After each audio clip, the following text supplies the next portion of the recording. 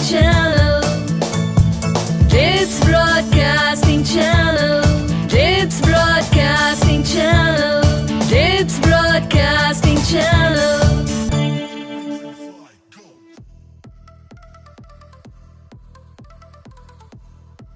छई छपक के छई पानियों पे छींटे उड़ाती हुई लड़की देखी है तुमने, आती हुई लहरों पे जाती हुई लड़की। हेलो माय डियर फ्रेंड्स, आपने मोनिका को तो बहुत बार देखा है, हम कितनी बार मिले हैं और हर बार मेरा दिल करता है ना, जब आपके कमेंट्स पढ़ती हूँ, जब आपके रिमार्क्स पढ़ती हूँ कि आपको ये प्रोग्राम बहुत अच्छा लग रहा है, आपको फैक्ट्स अच्छे लगते हैं, आपके पेरेंट्स से इंटरेक्शन करती हूँ, वो बताते हैं कि जो फैक्ट्स हम लोग इस प्रोग्राम में प्रोवाइड करते हैं आपको मज़ा आ जाता है, आप जॉट डाउन करते हो, तो मेरे को इतना अच्छा लगता है, दिल करता है भाग के आ जाऊँ आपके पास। इसी तरह भागते भागते आई हूँ आपके पास लेकर आज का प्रोग्राम, जिसका नाम है डिप्स ब्रॉडकास्टिंग चैनल।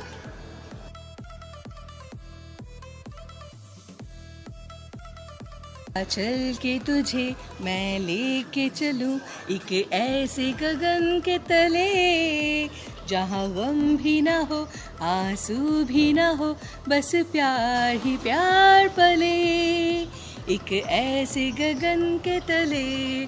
बच्चों, हर जगह पर पैसा, झूठ, फरेब, इसको अच्छा कहना है, इसको बुरा कहना है, ये सब चीज़ें चलती रहती हैं।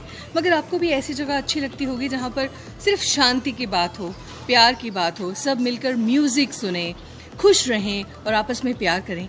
चेन्नई से तकरीबन 150 किलोमीटर दूर एलुविले नाम का एक जगह है, वहाँ पर तकरीबन 45 कंट्रीज़ के लोग रहते हैं। वहाँ ना तो पैसे की बात होती है, ना ही रिलीजन की बात होती है, ना ही पॉलिटिक्स की बात होती है। वहाँ पर आपस में सब प्यार के साथ रहते हैं और बड़ी सिंपल लाइफ जीते हैं।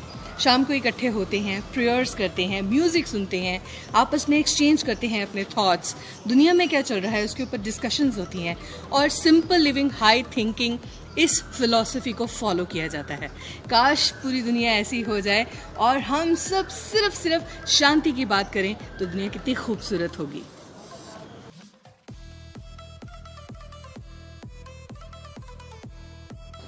Where there is will, there is way। अगर आप मन में ठान लो तो आप कुछ भी हासिल कर सकते हो। बच्चों, आपको पता है फ्रांस के एक टेक्नो म्यूजिशियन हैं तेहो को बचपन में बहुत डर लगता था ऊंचाई से। उनको ठंड में उनके हाथ पैर जकड़ जाते थे, जम जाते थे और वो बहुत अपने आप को अपने आप को बीमार फील करते थे।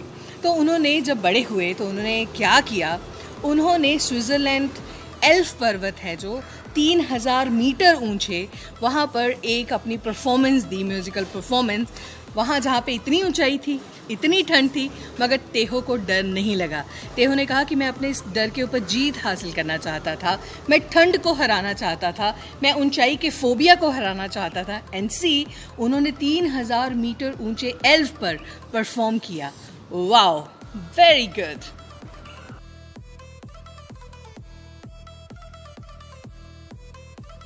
माय डियर किड्स, अभी जो आपको फ़ोटो दिखाई गई है इस लिंक से पहले, एक लड़की कंप्यूटर पे कुछ टाइप कर रही है और इस फ़ोटो को खींचने वाले को देश से भी निकाल दिया गया, प्लस उससे कुछ साल की सज़ा भी हुई। रीज़न क्या है मैं आपको बताती हूँ। एक्चुअली वो लड़की कीपैड पे हाथ मार रही है, मगर जो उसकी स्क्रीन है वो ऑफ है।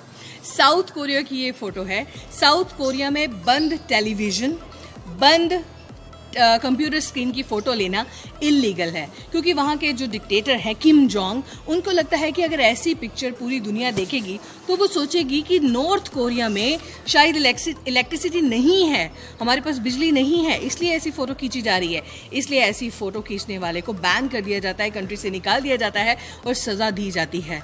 Oh my God, Kim Jong, आपकी इतनी सारी बातें हैं जिनको सुन के लगता है आप तो बहुत क्रेजी हो।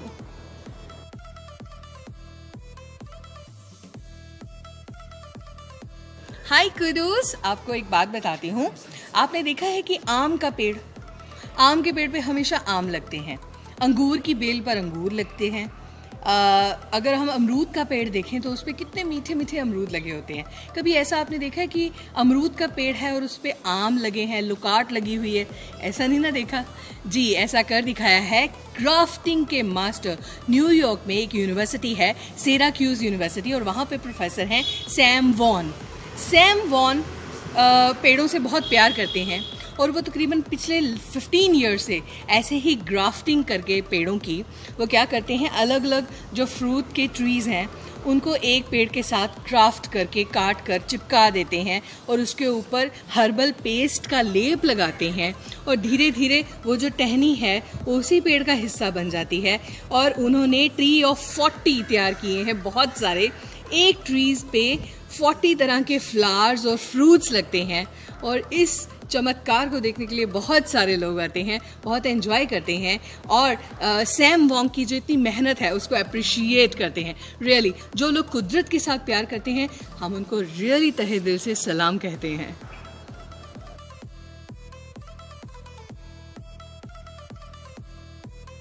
बच्चों, आप छोटे हो, आपके पास टेलीस्कोप या दूरबीन होगी, कभी रात को तारों को देखा है? बिल्कुल पास करके आपको बहुत सारे तारे नज़र आएंगे जो आपको ऐसे नहीं नेकेड आई से नहीं नज़र आते हैं। आप दूरबीन से या टेलीस्कोप से देखते हो तो आपको बहुत कुछ नज़र आता है, कोई टूटते तारे, कोई घूमते हुए तारे, कोई छोटे बड़े कितने ही तारे। और इसी तरह से जो टेलीस्कोप है वो चाइना ने दुनिया का सबसे बड़ा टेलीस्कोप लगाया है पूरे मिल्की वे को, आकाशगंगा को देखने के लिए, जो तारे हैं उनको स्टडी करने के लिए। और वो बाकी कंट्रीज से भी साइंटिस्ट को इनवाइट कर रहे हैं कि आप आइए और इस टेलीस्कोप का फ़ायदा उठाइए। वेल, हम बात करने जा रहे हैं स्विट्ज़रलैंड के अमोरे गुस्टन की। अमोरे गुस्टन एक शेफ़ हैं और आपने देखा होगा आजकल चॉकलेट से कितनी सारी चीज़ें बनाई जाती हैं, trees, mountains, volcano, doll, dog, horse, dolphin and endless things। Theme cake बनाए जाते हैं। उन्होंने एक थीम केक के ऊपर एक चॉकलेट की बनाई है टेलीस्कोप और उसका हर एक पुर्जा, वो चाहे नट बोल्ट हैं, चाहे उसके स्प्रिंग्स हैं, everything is made of chocolate. और देख के ऐसा मतलब बंदा कंफ्यूज हो जाता है कि अब इसे हम ऊपर देखें या इसको खा जाएं। और इसको बहुत अच्छे टेम्परेचर वाले रूम में रखा गया है and that telescope is looking like the original one, but nobody can guess कि ये चॉकलेट का है। Oh my God.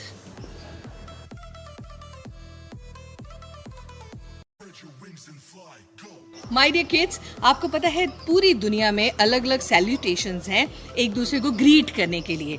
जैसे हम कहते हैं नमस्ते, सत श्री अकाल, होर की हाल चाल है। देन हम कहते हैं सलाम अलैकुम, होला, हेलो, बॉन्जोर।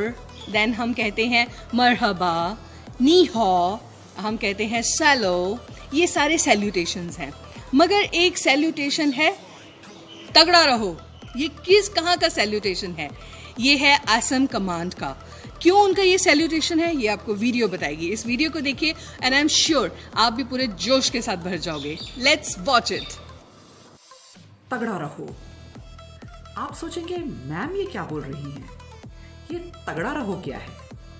वेल, तगड़ा रहो is a unique salutation of Assam regiment. Indian army में बहुत सारी रेजिमेंट्स हैं और हर रेजिमेंट का अपना अपना एक सैल्यूटेशन होता है।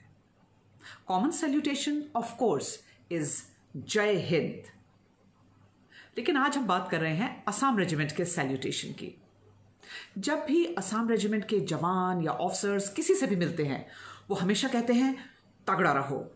This means I wish you good health, have a robust health, stay fit, stay healthy.